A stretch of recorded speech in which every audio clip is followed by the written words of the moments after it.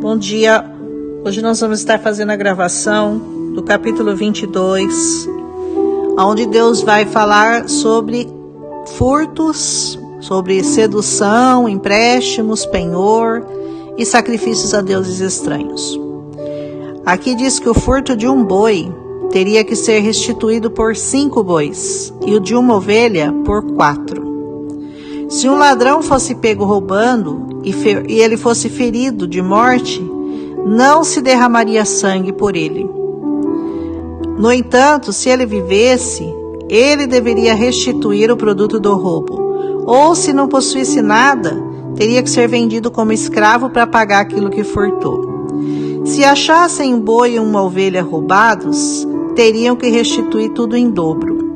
Se algum animal fosse pego alimentando-se no campo da outra pessoa, ele teria que restituir com o melhor que tivesse no seu próprio campo, para pagar o mal.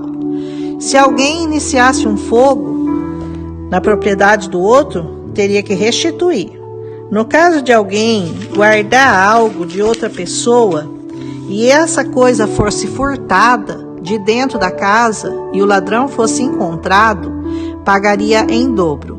Se não fosse encontrado, o dono da casa é que seria julgado, para ver se ele colocou as mãos nos bens do seu próximo, e aí ele teria que pagar.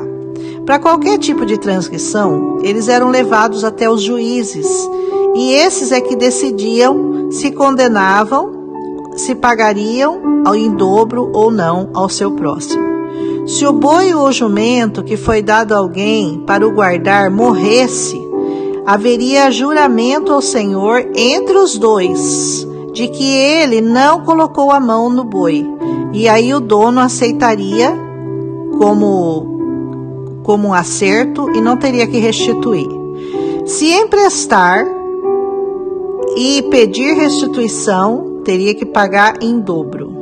Se uma virgem fosse seduzida e não fosse desposada, teria que pagar um dote ou tomá-la por esposa.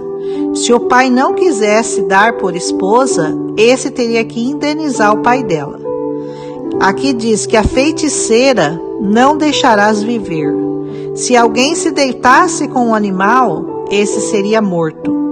Se alguém oferecesse sacrifício a outros deuses e não somente ao Senhor, ele seria totalmente destruído. Quão sério é para Deus a questão do furto, do empréstimo, da adoração a deuses estranhos, as feitiçarias. Naquele tempo, a condenação era de morte. E hoje nós sabemos que ainda é de morte, mas é uma morte ainda pior, porque é uma morte eterna para todos que fazem reverência a outros deuses ou os que furtam.